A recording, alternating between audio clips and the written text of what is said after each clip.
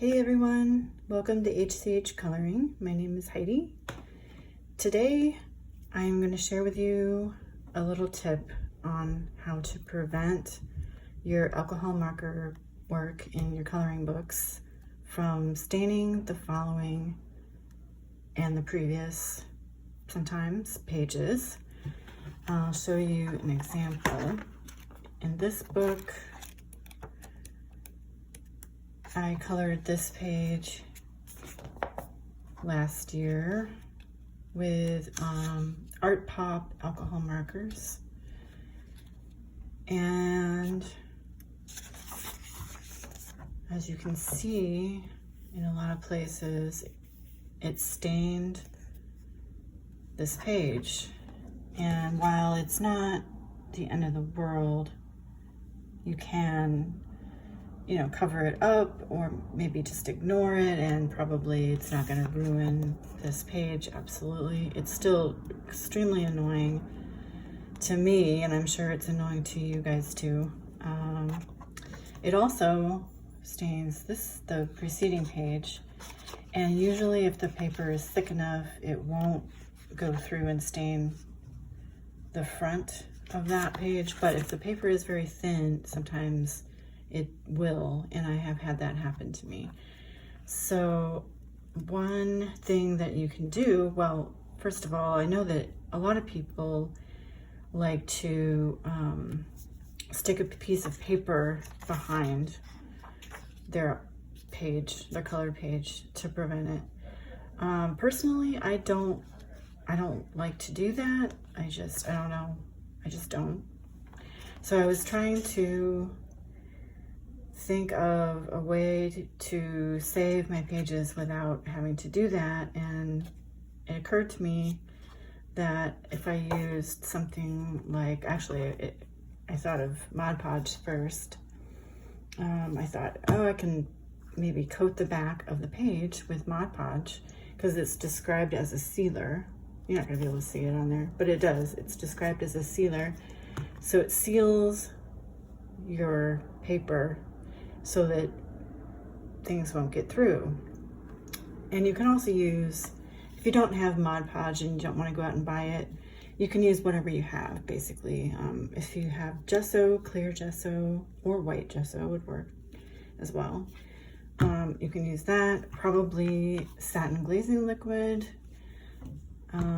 or matte medium would work. Anything like that. And they, of course, don't have to be these brands. These are just what I have. So yeah, I mean, it's a pretty simple thing. There's not really that much to talk about, but I did want to show you an example. This is a page or a book. So this is an example of where I had colored this page. I coated the back of it with Mod Podge. It has a slight shine to it. You can kind of see that there. And it did not stain this page. And this was done over a year ago. So I think that's pretty good proof. And as you can see, it did stain this page, but it doesn't go through, so that doesn't bother me. So I know that,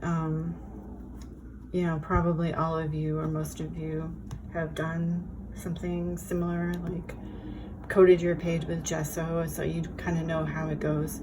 But I just wanted to demonstrate this for people who maybe don't have experience with it. So there is a page in here that I've done that I did not coat, which is this one that I've done recently, and I didn't coat the back of it because I know for a fact that the markers that I used won't stain. These were Ohuhus.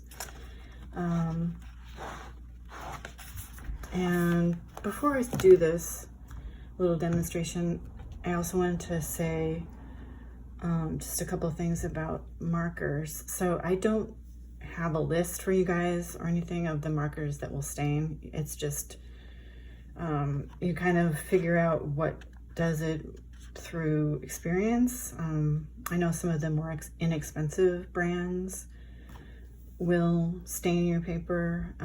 The better ones, probably Copic, Oohoo, what else? I don't know if I can think of any other. Those are the ones I have. I don't have Copics, but I have Oohoo. Yeah, anyway, some of the more inexpensive brands will do that. So if you want to still enjoy the more inexpensive brands, because, you know, there's a big advantage in being able to get some of those cheaper markers, like the Amazon ones, without having to worry about ruining your pages. So just wanted to mention that. So really what all this is you just dip your brush, and you want to use a larger size brush. You could use an even larger one if you have it. Don't use a nice brush. You want to use a cheap, inexpensive brush from like a craft store that you can replace without wasting money. I had one almost exactly like this that I got from, I think it was Joann's or Michael's, and I used it for years, and finally it got so ruined that I had to throw it away. But it looked just like this. You want to wash your brush immediately after using it with warm water and dish soap, or some better soap if you have it. But even so, over time, the glue or the gesso or whatever it may be will sort of clog the base of the brush, and so over time it will get ruined. But I'm talking like years probably, and it depends on how much you use it. So yeah, taking your inexpensive brush, you just dip it in, get a good amount on there, and you don't have to do the whole page. Just do obviously what is where the alcohol marker is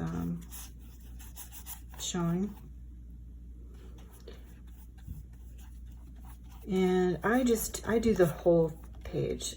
I know there are some colors that will stain, you know, worse than others, but it is sometimes unpredictable. So it's just best to do the entire page.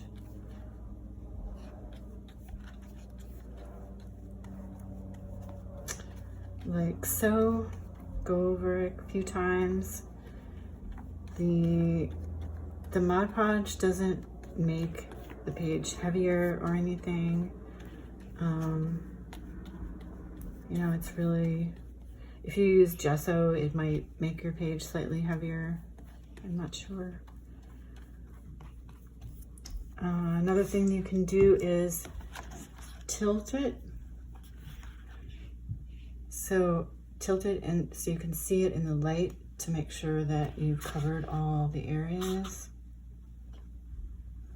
Looks pretty good. And that's it. I mean, really simple. Let it dry for half an hour and you're good. And now I have to go clean this brush immediately. So I hope that was helpful to you guys. Yeah, let me know what you think, or if you have any questions, and I hope to see you in the next video.